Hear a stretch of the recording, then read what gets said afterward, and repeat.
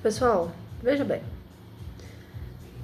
nós estamos falando em direitos e garantias fundamentais. Mas qual que é a diferença entre direito e garantia? Percebam, não são vocábulos sinônimos, certo?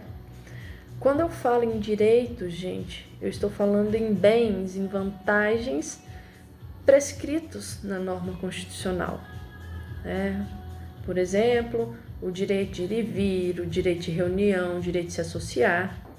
Eu tenho um conteúdo que me dá um bem, seja corpóreo ou incorpóreo, um bem ou uma vantagem.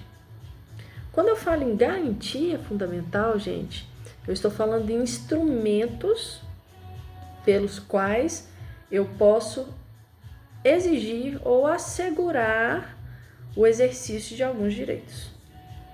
Percebam, eu tenho a liberdade de ir e vir, é um direito. Quando eu sofro, a restrição dessa liberdade de ir e vir, a Constituição me dá uma garantia para que eu tenha assegurado esse direito. Qual que é a garantia? O habeas corpus. Se eu tenho a violação dessa liberdade de ir e vir, que é um direito, eu tenho uma garantia que vai me assegurar, em caso de ilegalidade, o exercício desse mesmo direito. E qual que é a garantia? O habeas corpus, gente. Veja bem, nós temos algumas características desses direitos fundamentais, Quais que são essas características? Primeiro delas, a historicidade. Pessoal, direitos são direitos fundamentais, direitos e garantias fundamentais, gente, eles sofrem uma construção contínua, certo? Em determinados momentos históricos, nós temos evidência de certos direitos, ou seja, nós caminhamos no sentido de aprimorar esses direitos. Esses direitos eles são construídos de forma gradativa, certo? Por isso o termo historicidade.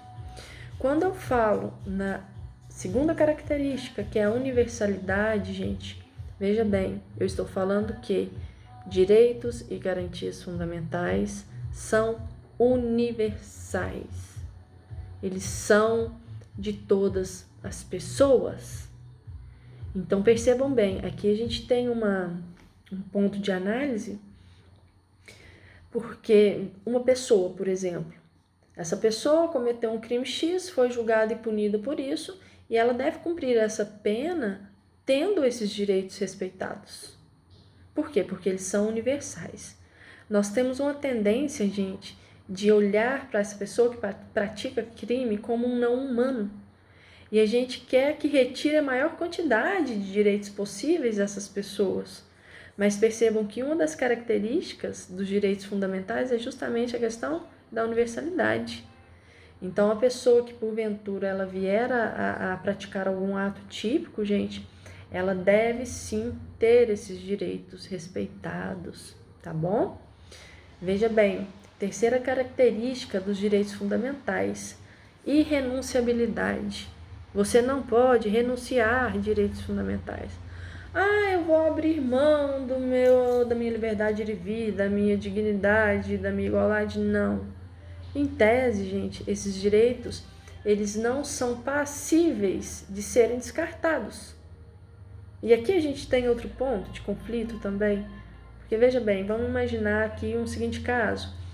Um empregado, uma demanda jurídica, trabalhista, e vamos supor lá que a empresa, o acerto dele dá 50 mil. E esse empregado, ele está apertado, e a empresa vai e oferece 10 mil. Ele vai e aceita diante da fragilidade, diante do momento. Percebam que nesse caso, ele pode estar abrindo mão de aviso, um terço de férias, E nesse caso, o próprio Estado vai dar a chancela para a renúncia desse direito. Isso aqui é só um ponto de análise, tá? Um ponto crítico para vocês pensarem. Pessoal, outra característica, inalienabilidade dos direitos fundamentais. O que é algo inalienável? Você não pode transferir, você não pode vender. Então, não posso vender os meus direitos. Ah, eu vou vender em troca aí de alguma vantagem pecuniária. Não. Em tese, gente, você não pode alienar esses direitos, você não pode ceder esses direitos, certo? E nós temos também a questão da imprescritibilidade. O que eu falo? O que é prescrição, né? Eu tenho um prazo para exercer determinado direito. Os direitos fundamentais, gente, eles não prescrevem. A qualquer momento você pode usufruir desses direitos. Por quê? Porque você não tem um prazo para exercício dos mesmos, tá bom? Aqui a gente termina parte, né, dessa matéria, do que nós nos propomos. É claro, gente, que vocês vão ter que estudar. Isso aqui é só o geral que eu dei a vocês. Então, estudem pela doutrina, estudem pelo material que está postado no portal para vocês, tá bom? E segurem firme aí que já já a gente está dentro de sala de aula.